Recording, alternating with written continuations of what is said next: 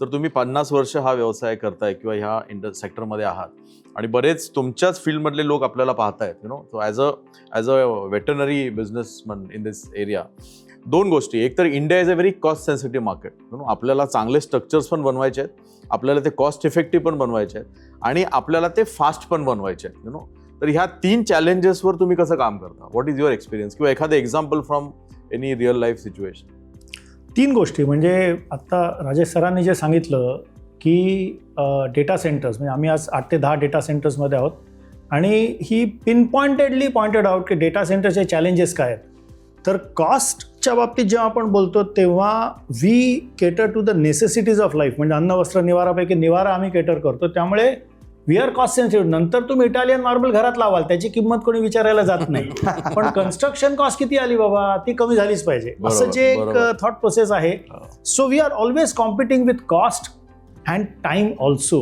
त्यामुळे precast industry ही वाढत चालली, कारण trained labour is a challenge. म्हणजे trained structural engineer also is a challenge.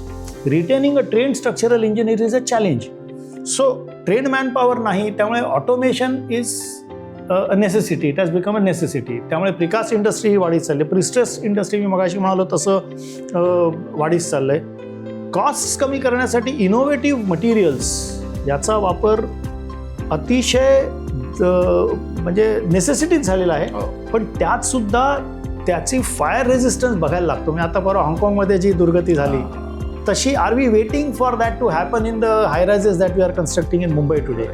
म्हणजे आर वी इक्विप, मगाशी सर आपण मेंटेनन्सवरती बोललास तर फायर फायटिंग इक्विपमेंटचा मेंटेनन्स होतो का? कोण चेक करतं? सो हे जे आपण कॉस्ट सेन्सिटिव्ह म्हणताय, it's a ever growing challenge to civil engineering and structural engineering profession हा आहेच आम्हाला. आणि नॉन अवेलेबिलिटी ऑफ मॅनपॉवर हा आहे. Innovative materials without doing extensive testing वापरलं जातं. वापरल्यानंतर पुढे काय, म्हणजे ते मटेरियल 10 वर्ष चालणार असेल आणि बिल्डिंग 100 वर्ष चालणार असेल तर 10 वर्षांनी ते रिप्लेस कसं करता येईल तुम्हाला? Is a challenge. मग जसं मी नेहमी म्हणतो की आपलं शरीर मरतं म्हणजे काय, शरीरातले बरेचसे ऑर्गन तेव्हा नीट चालू शकत असतात. अजून 20 वर्ष 30 वर्ष एक ऑर्गन बंद होतं. तसं स्ट्रक्चर सुद्धा अख्खं स्ट्रक्चर एकाच वेळेला बाद होऊ शकतं का? अशा टाईपची जे टेक्नॉलॉजी केली तर इट विल बिकम सस्टेनेबल. अजून एक सर मला मुद्दा सांगायचा वाटतो की चांगला मुद्दा मांडला तुम्ही.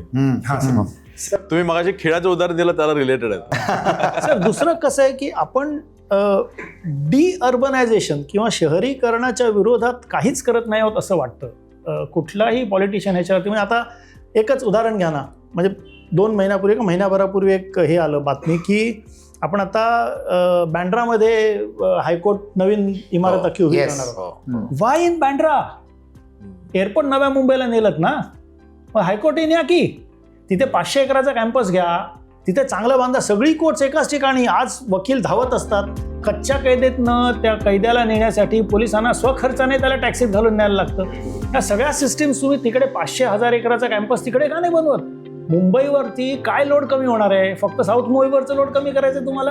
Bandra is already so congested. BKC मध्ये संध्याकाळी 5 वाजता जाऊन बघा, कितीतरी जन्मांची पापं आठवतात की काय केलंय. सो आय एम सेइंग अशा टाईपचं जर थोडासा लॉंग टर्म विचार केला, म्हणजे 25 वर्षानंतर मुंबई कुठे असणार बाबा? कोस्टल रोड बांधा, सगळं इट्स व्हेरी रिक्वायर्ड. पण आज अटल सेतू बांधला, त्याची ऑक्युपन्सी काय आहे? 1%, 2% वाढवा ना तिकडे तुम्ही. म्हणजे आणि शासनानेच जर एक पाऊल पुढे बरं असं am I talking something completely senseless नाही. गुजरातने केले ना 20 वर्षापूर्वी. राजधानी हलवली गांधीनगरला, हायकोर्ट हलवले सरकेज हायवेवरती. सो यू हॅव, आपण म्हणतो की एक म्हणजे का दुसऱ्या कोणाचं, अरे पण तो प्रेसिडेंट आहे, सक्सेसफुल आहे. अहमदाबाद कंजेस्ट होतं. अशा प्रकारचं जर डिअर्बनायझेशन केलं ना तर load on all the systems, all the infrastructure will reduce. रोड्सवरचं म्हणजे आपण बिसाका म्हणालात मगाशी, बिजली, पाणी आणि सडक, तिन्ही बिपासा तिन्ही सर कमी होईल ना. मुंबई शहरावरती जो ताण आहे तो नव्या मुंबईवरती जाईल. सो कदाचित असं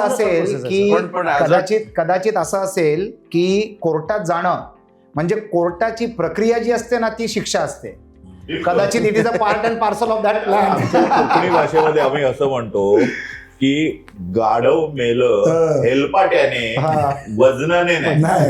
गाढवावर वजन ठेवलं तर तो मरत नाही, पण तो जाऊन येऊन जो फिरतो ना ते शिक्षा. त्याच्यात मारूनच त्याला शिक्षा मिळते. ती शिक्षा आहे.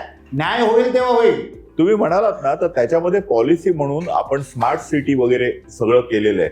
परंतु ते अजून मला वाटत नाही की ते काही स्मार्ट सिटी अस्तित्वात आलेले आहेत. ज्या आहेत त्याला स्मार्ट करायचा प्रयत्न केला, पण करायचा. नवीन स्मार्ट सिटी कुठे आलेले आहेत. आता आपण म्हणतो आहोत की तुम्ही मगाशी दिल्ली, मुंबई, चेन्नई असं तो एक क्वाड्रॅक्टर करायचा, त्याच्यावर फ्रेट कॅरिडॉर्स करायचे, तिकडे मोठमोठ्या शहरांची नव्यानं निर्माण करायचं आहे. पण प्रोसेस स्लो आहे. नाही झालं का तर झालं. म्हणजे नवी मुंबई आपण तयार केली. तुम्ही आता अटल सेतू तिकडे कोंबडी आधी की पिल्लू आधी असं झालेलं आहे. आता बघ अटल सेतू झाल्यामुळे होणार काय की उरण पासून तो संपूर्ण अलिबाग पर्यंतचा बेल्ट आहे ना, हा निवासी होणार आहे. हा निवासी होणार आहे. कोरोना नंतर आपल्याला आता जगाचे 2 तुकड्यात विभागणी करावी लागेल. आपण पूर्वी कसं म्हणायचो प्री इंडिपेंडन्स आणि पोस्ट इंडिपेंडन्स, आता प्री कोरोना आणि पोस्ट कोरोना. आता लोक घरामध्ये बसून पण काम करतात आहे. पूर्वी स्ट्रायकरची एक कन्सेप्ट होता की माझं ऑफिस फोर्टला पाहिजे, फोर्ट मुंबई 4.0.1, मग मला प्रेस्टीज. आता बदलापूर पण चालतं आणि अमरनाथ पण चालतं, ठाणा पण चालतं. तो कन्सेप्ट चेंज झालेला आहे. आणि मला असं वाटतं की कमीत कमी मुंबई जर पाहिली, आपण महाराष्ट्राचा विचार केला तर एमएमआरडी मध्ये आता अगदी तुम्हाला सांगतो की पालघर मोठ्या प्रमाणामध्ये येणार आहे. त्या बंदरामुळे खूप मोठ्या प्रमाणामध्ये वाढवणमुळे होणार आहे. तो संपूर्ण उत्तर कोकणाचा बेल्ट आहे ना, तो प्रचंड प्रमाणामध्ये, म्हणजे तुम्ही 10 वर्षानंतर तुम्ही ओळखू शकणार नाही एवढा विकास होणार आहे तिकडे. आज जर तुम्ही बघितलं तर उळव्याला जाऊन पहा, उळवा आपल्याला ओळखू येत नाही एवढा उळवा चेंज झालेला आहे. बरोबर. तर हे जे डेव्हलपमेंट आहे ते हळूहळू होणार आहे. प्रयत्न आहेत. प्रयत्न नाही आहेत का तर नाही आहेत. आपण स्टील मार्केट शिफ्ट केलं, फळ मार्केट शिफ्ट केलं, दाणा बाजार शिफ्ट केला, हे सगळं नवी मुंबईला घेतलं, त्याच्यामुळे लोड कमी झाला. पण जिकडे आपण लोड कमी करतो ना त्याच्या डबल आतमध्ये येतो. त्याच्यामुळे तुम्ही कमवता आहात. Definitely you are earning something for the society, but you are spending double than what you are earning. That is the problem. दुसरी गोष्ट असं आहे ना की बरेच लोक आहे ना परिस्थितीप्रमाणे स्वतःला ढाळून घेतात. फॉर एक्झाम्पल परिस्थितीप्रमाणे, वेळेप्रमाणे. आता 5 वर्ष अगोदर मी भारतभरात आणि जगभरात फिरत होतो रिअल एस्टेट डेव्हलप करता करता. आता नियम चेंज झाले. काय नियम केले मी जिथे राहतो त्याच्या 5 किलोमीटरच्या आत डेव्हलपमेंट करायचं. अगोदर मला मोठे कॉम्प्लेक्स बांधायचे होते, आता मला एकच बिल्डिंग बांधायची ज्याची आता मला व्हॉल्यूम मध्ये नाही इंटरेस्ट आहे, व्हॅल्यू मध्ये इंटरेस्ट आहे.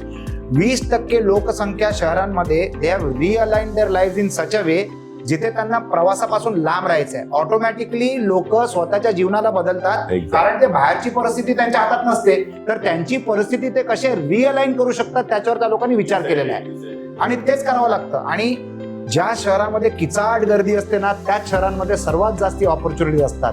ज्या शहरामध्ये ट्रॅफिक जाम नसतो ना त्या शहराशी मला भीती वाटते. म्हणजे टुरिझम म्हणून ठीक आहे, परंतु गर्दी नाही, म्हणजे तिकडे ऑपॉर्च्युनिटीज नाही आहेत. म्हणून गर्दीशील मुंबई ह्याचा फ्लेवरच वेगळा आहे. म्हणजे आणि जेवढा गोंधळ तेवढी मजा. आता या गोंधळाला कसं हाताळायचं ते आपल्या मनावर आहे. ट्रॅफिक जॅम म्हणजे कधी कधी इकडनं एअरपोर्टला पोहोचायला 2 तास लागतात, पण कॅन आय टेल यू माझ्या 24 तासातल्या सगळ्यात सुरेख सुखी ते 2 तास असतात. मी गाडीत असतो, मी प्रोडक्टिव्ह असतो, मी एक नॅप घेतो, मी कॉल करतो, मी ईमेलला रिप्लाय करतो. म्हणजे when you can't change the situation around you, change the way you are living and change the way you are thinking. क्या बात आहे, क्या बात आहे. वेन आता तो इंग्लिश एक डायलॉग आहे तो मारू नाही शकत, कारण I got the point. when dash is unavoidable, sit back and enjoy. जो डॅश आहे ते लोकांना माहिती आहे मी काय म्हणायचं ते मला.